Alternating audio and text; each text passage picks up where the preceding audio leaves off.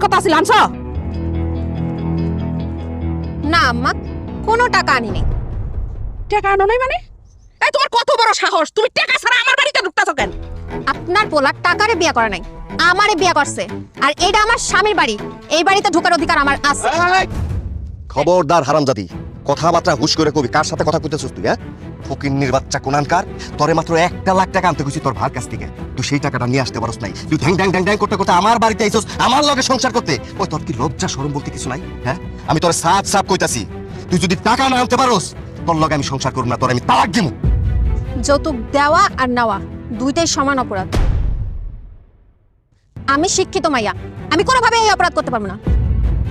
আমি আমার ভাইয়ের থেকে যৌতুকের লাগে 1 টাকাও আনতে পারবো না।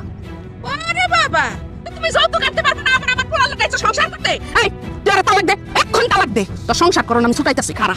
তুমি ঠিকই কইছো, তুমি ঠিকই কইছো, ওর লগে আমি সংসার করব না। ওরে এখন এই মুহূর্তে আমি তালাক দিমু। 1 তালাক। আরামের বাচ্চা,